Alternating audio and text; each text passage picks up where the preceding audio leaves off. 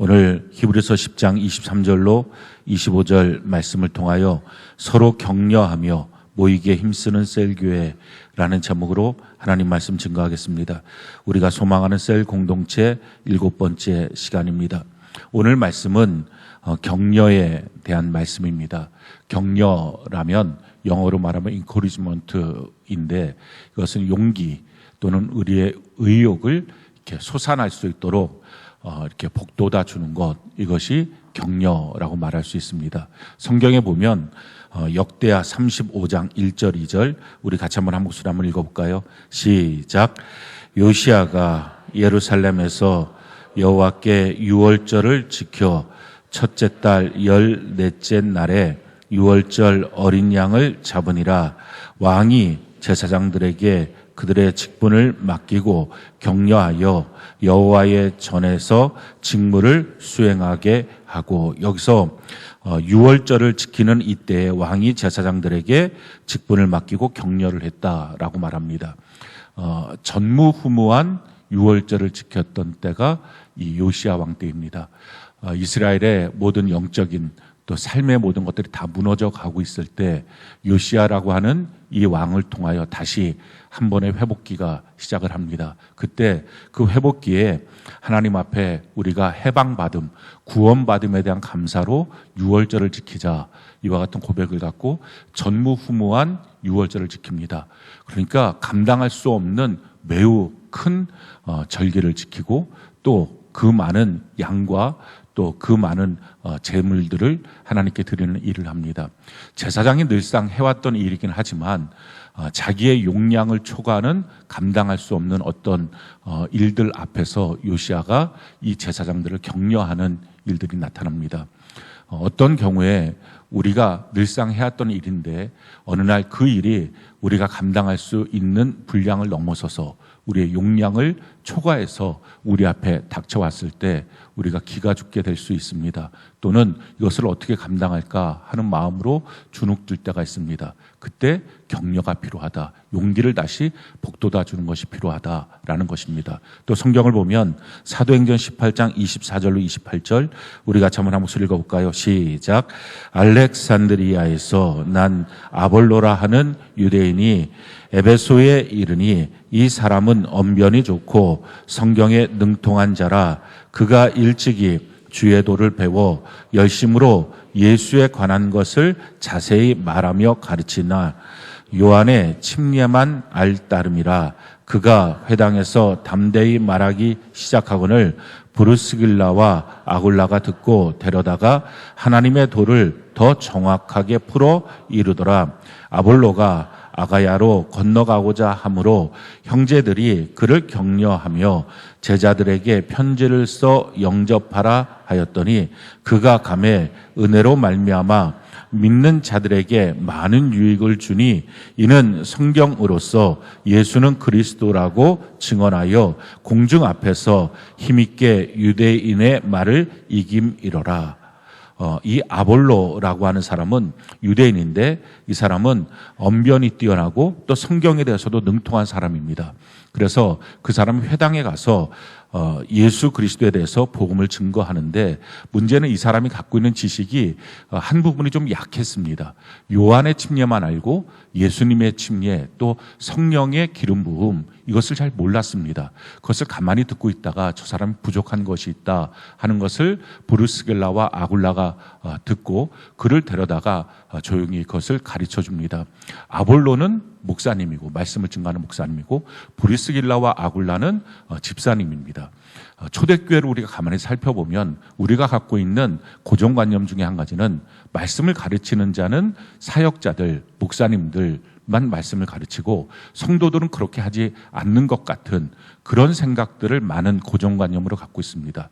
그것은 사실은 초대교회, 원래 성경적 교회의 역사가 아니고 중세서부터 시작한 교회의 계급화에 따른 부작용의 문제입니다. 성경 끊임없이 모든 성도들이 서로 말씀을 가르치고 말씀을 배우고 또 그 가운데서 그 말씀으로 권면하고 자라나도록 되어 있습니다. 그래야 그리스도 안에서 완전한 자로 세워질 수 있습니다. 그러니까 누구든지 말씀을 가르치고 말씀을 배우도록 되어 있습니다.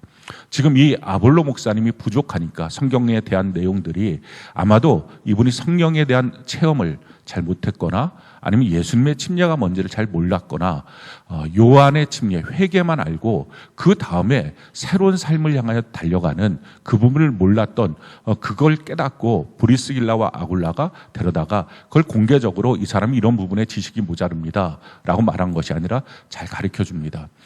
그렇게 하고 난 다음에 그 일이 사실 아볼로 목사님에게서는 매우 감사하고 귀한 일이죠. 제가 만약 그걸 모르는 상태에서 끊임없이 복음을 증거했다면 아마도 그 복음은 반쪽짜리 복음이 돼서 힘이 없었을 것입니다. 그런데 그걸 잘 깨닫고 듣고 난 다음에 그걸 갖고서 이제 복음을 제대로 증거할 수 있는 사람이 된 것입니다. 근데 문제는 그렇다 할지라도 감사한 것은 감사한 것이고 그 부분에 있어서 기가 죽은 것은 기가 죽은 것입니다. 그러니까 자기가 뭔가 또 부족함이 있겠지, 뭔가 또 모자름이 있겠지 하는 마음 때문에 강하고 담대함으로 하나님의 말씀을 잘 증거하지 못하게 되는 문제가 생겼습니다. 그 일 앞에 이 아볼로 목사님이 아가야에 가서 복음을 증거하겠다 할 때 그를 격려해 줍니다. 당신이 참 대단한 사람이라고. 그래서 그 용기와 의욕을 북돋아 줍니다. 그 결과가 그가 아가야에 가서 복음을 증거할 때 힘있게 예수님이 그리스도다라고 하는 것을 성경을 통해서 증거하고 유대인들의 반대하는 말들을 다 누르고 그래서 그리스도인들에게 힘을 주는 격려를 받은 자가 또 다른 사람을 격려해 주는 그런 일들을 하게 되었다라는 것입니다. 이처럼 어떤 사람이 하나님의 일들에 대해서 더 강력하게 일하기 위해서 꼭 필요한 것, 그건 격려가 필요합니다. 뿐만 아니라 성경은 이와 같이 말합니다. 디모데후서 1장 15절, 16절, 18절 우리 같이 한번 한 목소리 읽어볼까요? 시작. 아시아에 있는 모든 사람이 나를 버린 이 일을 내가 아나니 그 중에는 부겔로와 허모게네도 있느니라. 원하건대 주께서 오네시브로의 집에 궁유를 베푸시옵소서. 그가 나를 자주 격려해 주고 내가 사슬에 매인 것을 부끄러워하지 아니하고 원하건대 주께서 그로 하여금 그날에 주의 궁유를 입게 하여 주옵소서. 또 그가 에베소에서 많이 봉사한 것을 내가 잘 아느니라. 지금 사도 바울에게 오네시브로의 집 그 식구들이, 그 가족들이 많이 격려해 주는 일들을 했다라는 것입니다. 이 디모데후서는 사도 바울의 마지막 서신이고 이제 얼마 안 남았은 그 사역에 이제 종착지에 이르렀고 또 순교를 당하게 되는 얼마 안 남은 시점입니다. 근데 그 시점에 많은 사람이 사도 바울을 떠나갑니다. 예수 믿으면 잘 되고 형통하고 뭐 멋진 일들이 있을 줄 알았는데 그렇지 않고 사도 바울이 오히려 가서 죽임을 당하게 되고 감옥에 갇히는 이런 일들을 보면서 사도 바울의 곁을 많이 떠나갑니다. 그런 일들 가운데 사실은 사도 바울의 마음속에 그 주님을 향한 그 길이 옳고 바른 것은 알지만 마음속에 또 위로가 필요하고 격려가 필요한 이 마음속에 약간 슬픔들이 남겨져 있을 때 오네시브로라고 하는 이 가문을 통해서 이 가정을 통해서 많은 격려를 합니다. 또 많은 사람들이 떠나가니까 봉사의 자리들이 많이 비었겠죠. 그 봉사 일들을 많이 하는 그런 일들을 보게 됩니다. 이처럼 사도 바울이라고 하는 대사도에게도 격려가 필요했다라는 것입니다. 성경을 보면 누구에게 격려가 필요한지를 우리에게 가르쳐주고 있습니다. 데살로니가전서 5장 14절 우리 세 번역으로 같이 한번 한 목소리 한번 읽어볼까요? 시작. 형제 자매 여러분, 여러분에게 권고합니다. 무질서하게 사는 사람을 마음이 약한 사람을 격려하고 힘이 없는 사람을 도와주고 모든 사람에게 오래 참으십시오. 지금 성경이 우리에게 말하는 거 무질서하게 하는 사람, 참 말 안 듣고 규례, 규칙, 질서 이거 안 따르고 자기 멋대로 하는 사람, 그런 사람들은 훈계, 책망을 해줘야 됩니다. 그런데 마음이 약한 사람들은 격려해주고 힘이 없는 사람들은 도와줘야 된다라는 것입니다. 사실은 모든 사람에게 해당되는 내용일 수 있습니다. 어떤 사람 특별히 그냥 마음이 약한 것일 수도 있겠지만 모든 사람의 경우에 마음이 약해질 때가 있습니다. 병에 들었거나 가난의 문제가 다가오거나 자기가 원하지 않는 재난이 왔거나 또 어떤 관계의 문제가 터졌거나 뭐 여러 가지 일들 가운데 마음이 약해질 때가 있습니다. 그럴 때 필요한 것이 그를 격려해 주는 것, 다시 힘있게 해주는 것, 다시 용기를 주는 것, 의욕을 살아나게 해주는 것, 이것이 바로 필요하다라는 것입니다. 특별히 성도들에게는 이 격려가 반드시 필요합니다. 신앙생활에는 이 격려가 꼭 필요합니다. 왜냐하면 실제로 우리 신앙생활의 삶은 인생을 사는데 그렇게 세상 사람들처럼 힘들지는 않습니다. 혹시 여러분들이 예수 믿는 것, 신앙생활 하는 것, 또 인생을 사는 것, 이게 힘들다고 여긴다면 그건 뭔가 좀 잘못된 것입니다. 힘들지가 않습니다. 왜냐하면 하나님의 특별한 도우심이 있기 때문에 그렇습니다. 이 하나님의 특별한 도우심을 섭리라고 말합니다. 하나님이 우리의 인생사에 개입하셔서 하나님의 권능으로, 하나님의 전능함으로, 전지함으로 우리의 인생길을 인도해 주시는 것, 이게 하나님의 은혜 가운데 있습니다. 이 섭리에 들어가는 것이 때를 맞춰주시고 필요한 장소로 가게 하시고 또 필요한 사람을 만나게 하시고 만나서는 안 될 사람은 안 만나게 하시고 또 도움을 줄 수 있는 일들 앞에 하나님이 그 기회를 열어주십니다. 세상 사람들이 이것을 운이라고 말하죠. 정말 운처럼 언제 이런 것이 찾아올지 가늠도 하지 못하는 그런 것은 우리 인생살이에 있어서 중요하지 않습니다.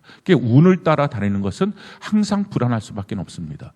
근데 하나님의 섭리, 이것은 구체적이고 지속적인 하나님의 섭리가 있다는 것, 이건 우리의 인생에 대해서 우리가 담대함을 가질 수 있습니다. 세상 사람들이 알지 못하는, 이거 사람의 노력으로 안 되는 거죠. 어떻게 때를 맞추는 것, 이게 사람의 노력을 할 수 있겠어요. 또 나에게 꼭 필요한 사람을 만나는 것, 또 필요하지 않는 사람, 나에게 해를 입힐 사람은 안 만나게 해주시는 것, 이거 사람의 노력으로 불가능한 것입니다. 또 나에게 도움을 줄 수 있는 사람을 꼭 만나게 해주시는 것, 또 필요한 장소에 가게 하시는 것, 이게 하나님의 섭리예요. 이걸 하나님은 구체적으로 인도해 주십니다. 성경을 보면 이와 같이 나오고 있어요. 룻기서 2장 3절 4절 같이 한번 한 목소리 읽어볼까요? 시작. 룻이 가서 베는 자를 따라 밭에서 이삭을 줍는데 우연히 엘리멜렉의 친족 보아스에게 속한 밭에 이르렀더라. 마침 보아스가 베들레헴에서부터 와서 베는 자들에게 이르되 여호와께서 너희와 함께 하시기를 원하노라 하니 그들이 대답하되 여호와께서 당신에게 복 주시기를 원하나이다 하니라. 자, 룻기서에 나오는 내용인데 이 룻이 이방 여인이고 모압 여인입니다. 이스라엘에 대해서 전혀 모르는 사람입니다. 단지 먹을 것이 없으니까 그 이스라엘의 풍습을 들어서 그 어머니 나오미로부터 시어머니로부터 들어서 가서 밭을 지금 이삭을 베는 때인데 이때 가서 땅에 떨어진 이삭은 주울 수 있다. 그것은 자기가 갖고 와서 먹을 수 있다. 가난한 사람들을 위한 하나님의 율법이다 하는 말을 듣고 이삭을 주스러 가겠습니다 하고 어디로 가야 될지 몰랐어요. 근데 가다 보니까 우연히 보아스의 밭에 갔다는 것입니다. 우연히 꼭 필요한 그 장소로 인도하십니다. 이걸 섭리라 그래요. 여러분들 삶 속에 하나님의 섭리가 있다면 뭐가 두렵겠어요? 나의 인생은 내는 모르지만 우리가 좀 전에 불렀던 찬양처럼 내가 주 뜻 안에 있다는 것은 내가 안다. 내가 지금 어디로 가고 있는지, 누구를 만나야 되는지, 무엇을 해야 되는지 이건 내가 잘 모르겠다. 어느 직장을 가고 어떤 삶을 살고 무엇을 해야 되는지 난 잘 모르겠지만 한 가지 분명한 사실은 내가 주님의 뜻 안에 있다.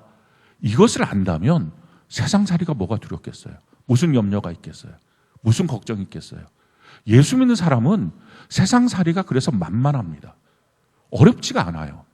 너무 세상살이가 힘들고 고통스럽다면 예수 제대로 이제부터 믿어야 됩니다. 그리고 또 여기서 뭐라고 말합니까? 마침 보아스가 또 온 것입니다.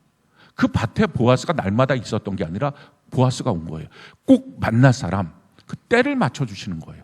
장소도 맞춰주시고 만날 사람을 만나게 하시고 마침내 이 보아스가 룻의 남편이 되죠. 그리고 이 보아스와 룻을 통해서 다윗의 계보가 이어지게 됩니다. 너무 놀라운 하나님의 섭리입니다. 모압 여인, 이방 여인, 영원한 하나님의 회중에 들지 못하는 저주받은 민족입니다. 그런데 이런 놀라운 은혜를 받을 수 있었어요. 그게 하나님의 섭리예요. 우리의 삶 속에 뭔가 대단한 것 없을 수 있습니다. 근데 하나님의 섭리가 분명히 있다면, 내가 주님 뜻 안에만 있다면 그냥 두려운 거 없어요. 이번 한 주간 저는 여러분들이 하나님의 섭리 가운데 살아가는 은혜가 있기를 바랍니다. 그런데 중요한 것은 아무에게나 하나님의 섭리가 있는 건 아니에요. 예배당 안에 왔다고 하나님의 섭리가 있는 건 아니에요. 그러니까 같은 예수를 믿는다는 종교 뭐냐? 기독교라고 말하는데 삶이 다른 거예요.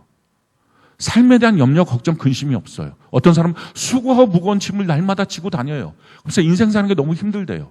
근데 어떤 사람은 수고하고 무거운 짐이 없어요. 왜? 주님께서 맡아주시고 주님이 주시는 주님의 짐을 짊어지고 마음이 쉼을 얻습니다. 그러니까 염려가 없는 거예요. 혹시 여러분들 삶 속에 마음의 쉼이 없습니까? 항상 뭔가 두렵고 불안하고 염려가 생기고 고통이 생깁니까? 이제부터 정말 섭리가 임하는 삶을 사셔야 됩니다.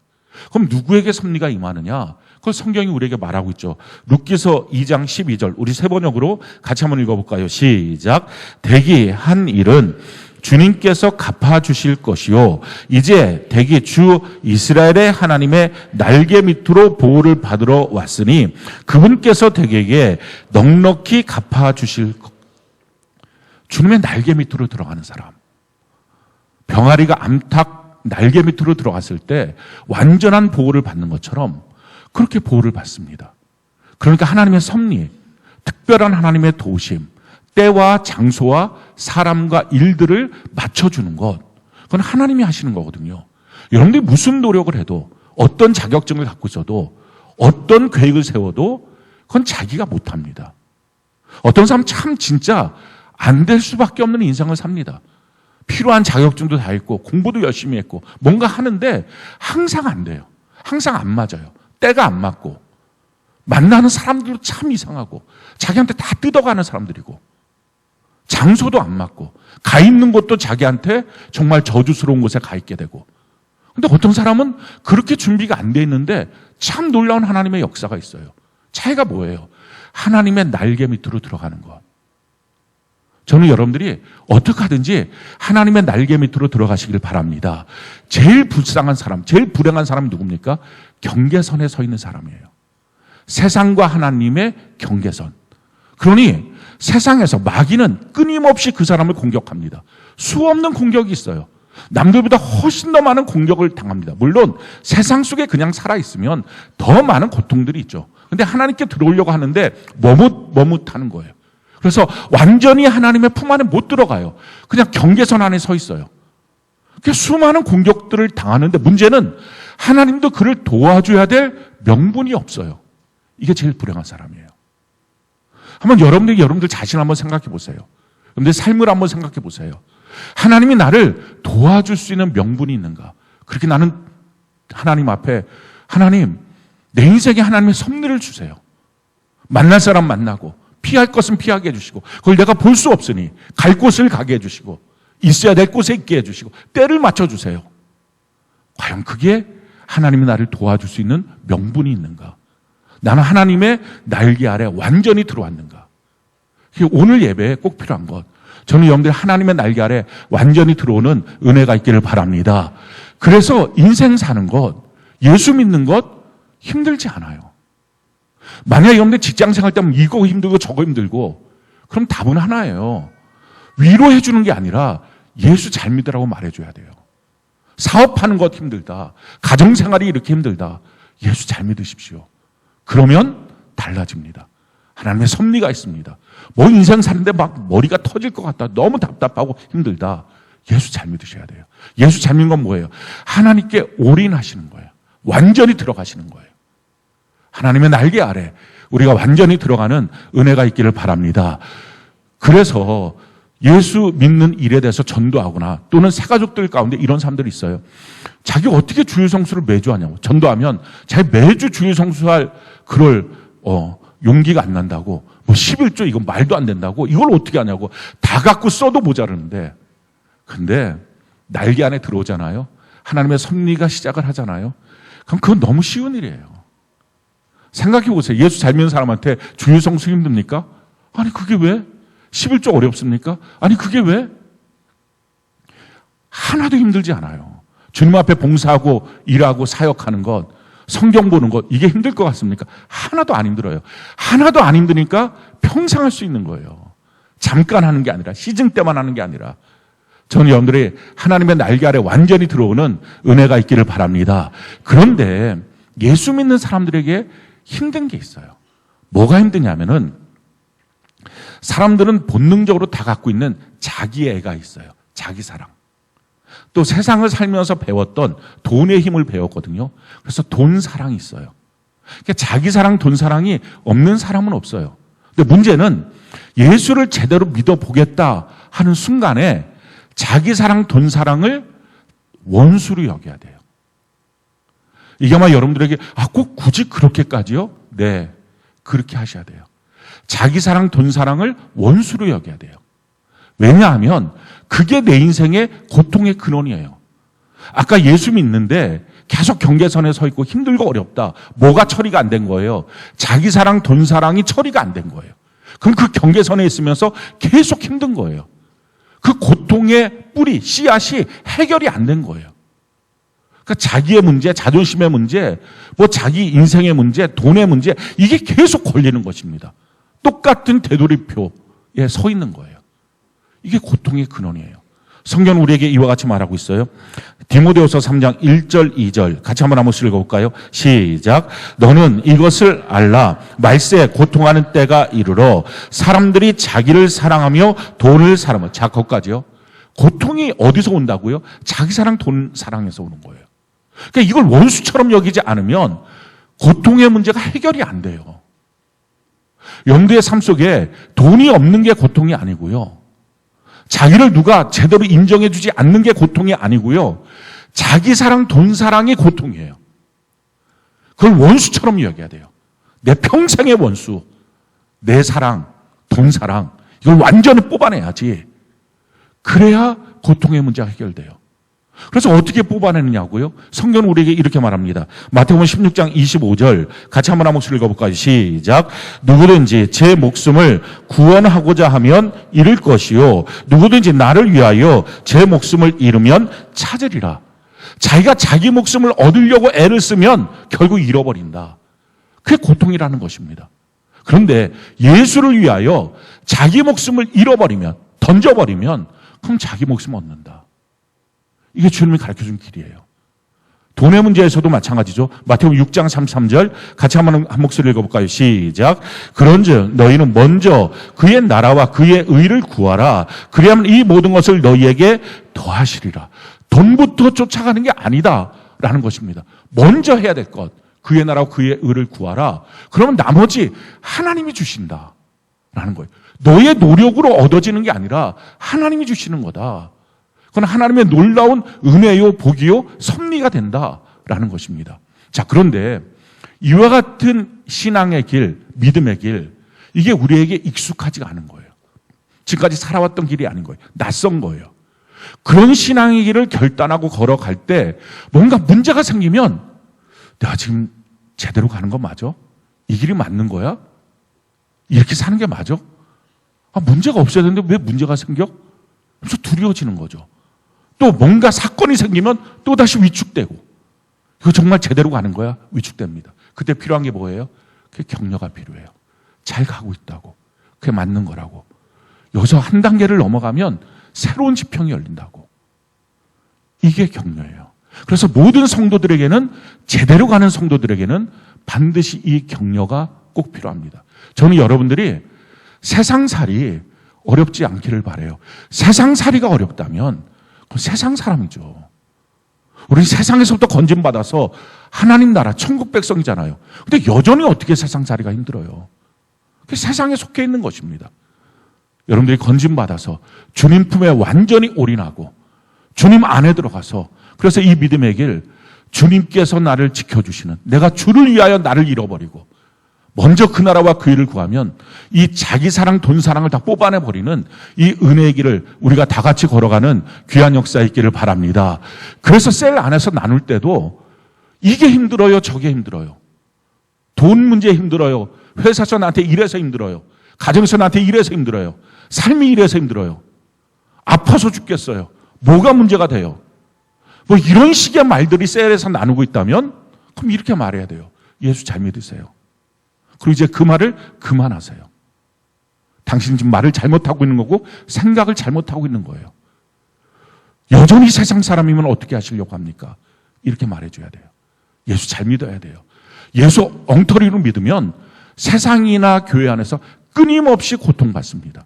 고통의 뿌리, 씨앗 뽑아내버리고 이 문제 해결하려고 바쁘게 뛰어다니는 인생 살지 말고 주님이 도와주시는 인생 살아가는 은혜가 넘치길 바랍니다. 오늘 본문에서 우리에게 두 가지를 명령하고 있어요. 한 가지 명령이 뭡니까? 서로 격려하라. 25절에 보니까 모이기를 패하지 말라 하는 것입니다. 우리가 격려하는 것 23절 24절 다시 한번 읽어볼까요? 시작. 또 약속하신 이는 믿으시니 우리가 믿는 도리의 소망을 움직이지 말며 굳게 잡고 서로 돌아보아 사랑과 선행을 격려하며 25절 모이기를 패하는 어떤 사람들의 습관과 같이 하지 말고 오직 권하여 그날이 가까움을 볼수록 더욱 그리하자. 우리의 이 믿음의 소망, 약속하신 그 천국을 바라보는 그거 굳게 잡고 흔들리지 말라. 그래서 격려가 필요하다. 뭔가 믿음의 길을 걸어가는데 위축되고 두렵고 이게 정말 맞나 하는 생각이 들 때 격려해 주는 거죠. 잘 가라. 괜찮다. 그게 맞는 거야. 너 뒤돌아서지 마. 믿음은 뒤돌아서는 게 아닌 거야. 앞으로 전진하는 거야. 이렇게 격려해 주라. 또 한 가지 필요한 게 뭐라고요? 모이기를 패하지 말라. 잘 모이라. 이 두 가지 명령인데 사실은 이 두 가지 명령은 한 가지 명령이에요. 누가 누구에게 격려해 줄 수 있어요?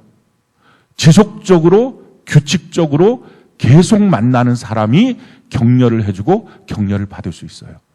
모르는 사람한테 무슨 격려가 돼요? 모르는 사람한테 무슨 격려를 해줄 수 있고 또 모르는 사람한테 격려해 주는 게 무슨 의미가 있겠어요? 그러니까 끊임없이 규칙적으로 끊임없이 지속적으로 계속 봐야지만 격려가 되는 거예요. 마지막 때가 되면 될수록 더 격려가 필요한데 그때 모이기 패하지 마라. 함께 있어야 된다. 그래야 격려를 받을 수 있다. 그래야 진짜 격려가 되고 그 신앙의 길 제대로 걸어갈 수 있다. 여러분 모이기를 패하게 되면 나타나는 현상이 뭡니까? 격려를 못 받으니까 누구든지 신앙의 길을 못 가요. 믿음의 소망을 자꾸 흔들어요. 그래서 돈 사랑 자기 사랑에 묶여버려요. 그것을 너무 정당하게 말해요. 내가 나를 이렇게 보살펴야지. 돈이 있어야 살지. 이게 너무 정당한 종교는 기독교 써놓고 이렇게 말하는 거예요. 이게 세상 사람이에요. 왜? 모이기를 패했기 때문에 나타나는 현상이에요. 초대교회에 극심한 핍박이 있었습니다. 근데 그들이 어떻게 그 핍박을 견디고 이길 수 있었습니까? 지속적으로 규칙적으로 계속 만난 거예요. 그들은 날마다 만났어요. 우리도 동일합니다. 날마다 밴드와 또 거기서 큐티와 일기를 통해서 우리가 만나고 있어요. 그걸 지속적으로 하고 들어와서 보십시오. 그걸 만나야 격려가 돼요. 그를 알아야 격려할 수 있고요. 그를 알아야 기도할 수 있고요. 아는 그 사람이 나한테 말해줄 때 그게 힘이 되는 거예요. 날 모르는 사람이 뭔가 말하는 건 이거 의미가 없어요. 나에게 진짜 용기를 북돋아 줄 수 없어요. 규칙적으로 지속적으로 만나서 어떤 경우에도 여러분들이 세상 속에 빠지지 않고 믿음의 도리의 소망을 움직이지 말고 천국을 향하여 신앙의 길을 제대로 걸어가는 은혜가 있기를 바랍니다. 자, 그렇다면 격려는 어떤 게 있을까? 크게 보면 두 종류의 격려가 있어요. 첫 번째 한 가지는요, 곁에 서주는 거예요. 그러니까 힘들고 어려울 때 곁에 서주는 거예요. 저는 이렇게 표현하고 싶어요. 등을 좀 대주는 거예요. 나한테 좀 기대를 하고 괜찮다고 내가 버티고 서 있을 수 있다고. 이걸 성령님이 하셨어요. 우리에게. 성령께서 이렇게 우리에게 말씀하십니다. 로마서 8장 26절 같이 한번 한 목소리 읽어볼까요? 시작.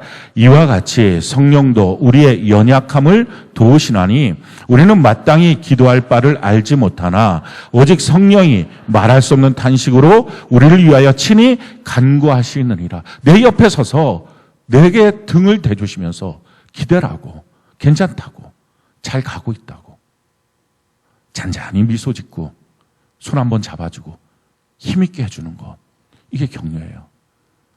여러분들 셀 안에서, 가정 안에서 어떤 누군가 눈빛이 흔들리고 힘들어하고 있습니까? 그렇다면 손 한번 잡아주고 이 믿음의 길 계속 가자고, 잘 가고 있다고, 내가 당신을 위해서 중보하며 기도하겠다고 이렇게 격려해주는 은혜가 있기를 바랍니다. 두 번째 격려는요, 자극을 주는 거예요.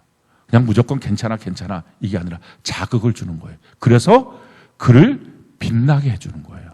그게 격려예요. 성경은 우리에게 이렇게 말합니다. 잠언 27장 17절 같이 한번 한번 읽어볼까요? 시작. 철을 날카롭게 하는 것 같이 사람이 그의 친구의 얼굴을 빛나게 하느니라.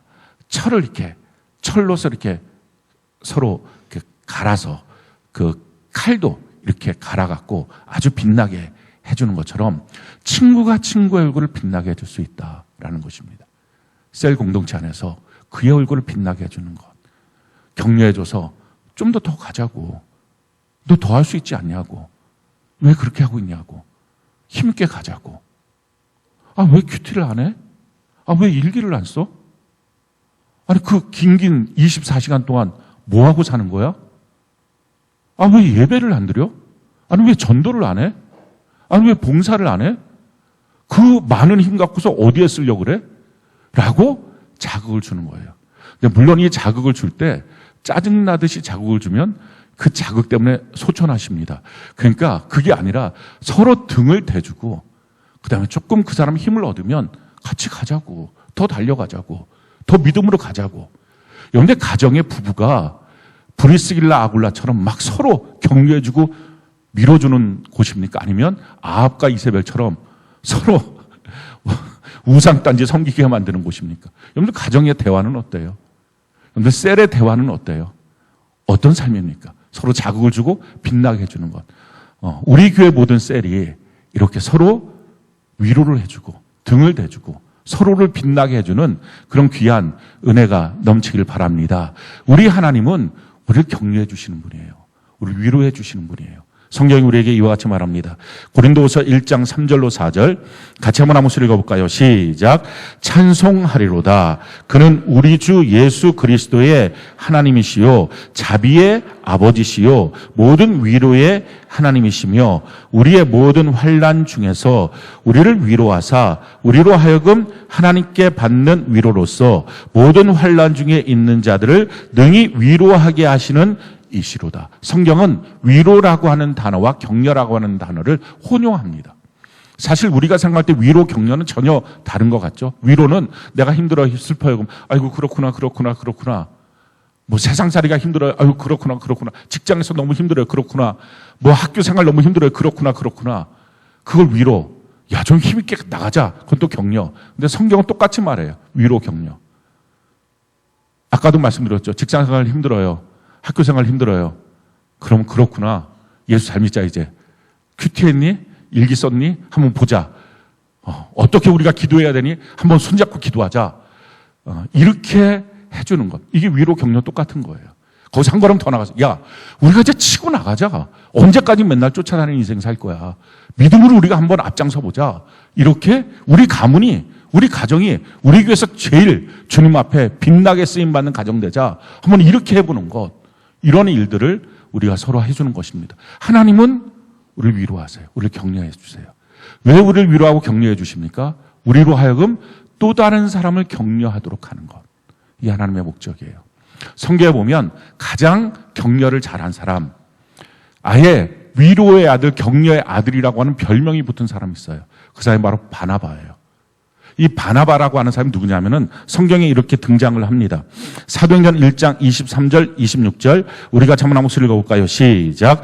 그들이 두 사람을 내세우니 하나는 바사바라고도 하고 별명은 유수도라 하는 요셉이요 하나는 mat띠아라. 제비 뽑아 mat띠아를 얻으니 그가 11사도의 수에 들어가니라. 사도행전 1장에 12제자 중에서 이 가룟 유다가 자살하고 끝났으니까 그 숫자를 채워야 되겠다. 왜 12이라고 하는 숫자에 집착하냐면은 12는 이스라엘 12지파. 그래서 하나님의 구원의 완전수가 됩니다. 그 구원의 완전수를 다시 회복시키자 해서 사도행전 1장에 기도하다가 구원의 완전수를 회복시키고 다시 기도하면서 오순절 성령의 마가의 다락방에 임하셨던 사건을 볼 수 있습니다. 그때 그럼 누구를 뽑을까? 처음부터 예수님이 처음 사역할 때부터 부활하셔서 승천하시는 것까지 다 함께 했던 그들 중에 믿음 좋은 사람을 추천해보자 해서 추천했던 사람이 mat띠아와 바사바라고 하는 이 바사바가 바나바입니다. 이 두 사람을 추천해요. 그리고 기도합니다. 하나님, 이 둘 중에 하나 뽑아주세요. 그랬더니 mat띠아가 뽑혔어요. 그러니까 이 바나바라고 하는 사람은 자기가 이제 사도가 될 수 있는 기회가 있었는데 이 하나님이 넌 아니야 해놓은 거예요. 그러니까 이게 뭐 다른 사람이 와서 잠깐 뒤로 물러나시고 이분이 좀 합시다 라고 했어도 속상할 일인데, 아니 기도에서 얻은 결과가 넌 아니야 마띠아를 할 거야 라고 하신 거예요. 혹시 여러분들 가운데 이런 일들을 경험했다면, 어떤 교회에서, 우리 교회는 이제 아예 그런 일 자체를 안 하는데 장로 되는 일들, 뭐 안수집사 되는 일들 투표를 한다고 합니다. 3번 투표에 떨어지니까 예수를 안 믿더라 하는 거예요. 참 이 사람이 거기까지 올라간 것도 신기하죠. 뭐 하느라고 거기에 올라가서 그 3번씩이나 떨어지고 있었는지 모르겠어요. 그런데 사람 손에 떨어져도 속상한데 하나님 너 아니야. 이거 속상할 일입니다. 근데 신기하죠. 이 바나바라고 하는 사람은 그런 거에 자기 마음이 기죽지 않아요. 왜 그랬을까요? 아마도 성경에 나와 있지 않는데 하나님의 특별한 위로, 격려를 받은 거예요. 사람마다 쓰임이 있거든요. 너는 그 마띠아처럼 잃어버린 수를 채우는 일에 쓰이지 않을 거야. 내가 너를 향한 너무 놀라운 계획을 갖고 있어. 아마 그 말을 들었을 것 같아요. 그래서 완전히 회복된 거죠. 저는 여러분들이 항상 어느 때든지 하나님의 격려, 하나님의 위로를 받는 하나님과 친밀한 사람, 하나님의 지성소에 들어가서 세상의 문을 닫고 하나님과 교제할 수 있는 은혜의 백성이 꼭 되기를 바랍니다. 그래서 사람한테 뭐라고 하는 게 아니라, 사람한테 하소연하는 게 아니라 하나님의 위로와 격려를 받을 수 있는 사람, 그 사람이 바로 바나바예요. 그렇게 되고 난 다음에 그 사람이 어떻게 합니까? 사도행전 4장 36절 37절 같이 한번 소리 읽어볼까요? 시작. 구브로에서 난 레위족 사람이 있으니 이 사람은 요셉이라 사도들이 일컬어 바나바라 번역하면 위로의 아들이라 하니 그가 밭이 있음에 팔아 그 값을 가지고 사도들의 발 앞에 두니라. 사도들이 그들에게, 그 바나바에게 이 원래 요셉인데 이름이 바나바, 위로의 아들, 격려의 아들이라고 하는 별명을 지어줬어요. 그러니까 사도가 되는 일에 떨어지고 난 다음에 슬쩍해갖고 기죽어 있고, 왜 나한테는 뭐 그래, 여기는 내 자리가 없나 보다, 뭐 그래갖고 마음이 둥둥 떠다니고, 이런 사람 아니었어요. 정말 하나님과 친밀해지니까 그렇게 인생 안 살아요. 하나님의 특별한 격려와 위로를 받으니까 이 사람이 어떻게 합니까? 많은 사람들을 격려하는 거예요. 아마 이 바나바의 격려는 다른 사람들에게 특별했을 거예요. 다 봤잖아요. 사도를 뽑는 일에 떨어졌어요. 심지어 사람들이 투표한 게 아니라 하나님께서 결정하셔서 떨어진 거예요. 제비를 뽑았는데 떨어진 거예요. 자, 이런 일들 앞에 분명히 사람들의 생각은 기죽어 있고 주눅 들어 있고 한쪽 구석에 몰려 있고, 저 사람 교회 떠나면 어떻게 하는 고민을 할 거라고 생각했는데 그게 아닌 거예요. 다른 사람 찾아가서 격려해주고 위로해주고. 사도들이 보고 너무 깜짝 놀라서, 야, 너는 바나바야, 위로의 아들이야, 격려의 아들이야, 넌 참 수많은 사람들을 격려해 주는구나, 이렇게 별명을 붙였어요. 그리고 자기 있던 재산 그걸 통째로 하나님께 드립니다. 가난한 사람 도와주라고. 너무 놀라운 봉사헌신이 있어요. 그리고 마침내 하나님의 때가 됐어요. 하나님 그를 어디에 쓰실까요? 잃어버린 수를 채우는 게 아니라 하나님 그를 향한 계획은 새로운 일에 대한 진보를 하도록 그를 쓰신 거예요. 새로운 역사, 이방인들을 향한 새로운 복음의 역사, 그 일에 이방인의 사도로 부름받았던 바울 이전에 그 길을 예비했던 그 일, 안디오에 가서 그 교회를 목회하고 거기서 복음을 증거하고 세계 선교로 나가는 그 일을 위하여 이 바나바를 예비해 둔 것입니다. 하나님은요, 저와 여러분들 각각 한 사람 한 사람 다 쓰임새가 있어요. 어떻게 한 자리에 다 같이 있겠어요? 각각의 쓰임새가 있습니다. 그걸 위로받고 격려받고 주님 안에 가는 것입니다. 성경이 이와 같이 말해요. 사도행전 11장 22절로 26절 같이 한번 한번 읽어볼까요? 시작.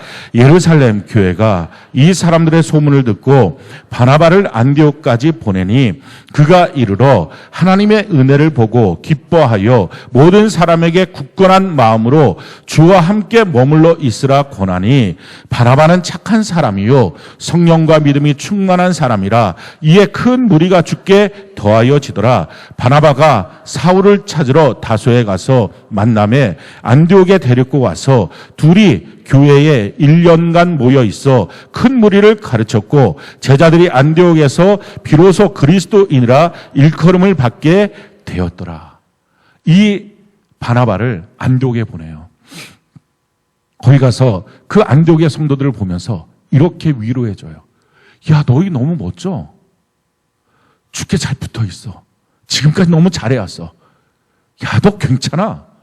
이렇게 그들을 위로해 줍니다. 그리고 또 한 가지 한 게 뭐예요? 등을 대주는 것과 함께 다소에는 사울을 찾아가요.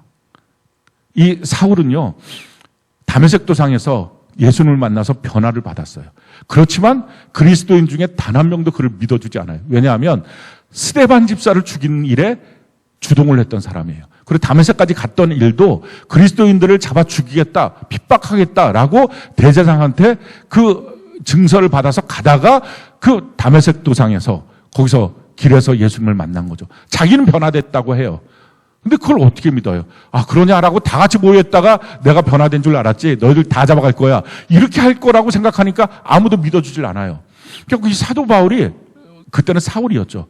아라비아 사마에 가서 혼자서 기도해요. 아무도 안 믿어주니까. 그냥 거기서 3년 동안 기도하는 거예요. 기도하고 난 다음에도 아무도 안 믿어줘요.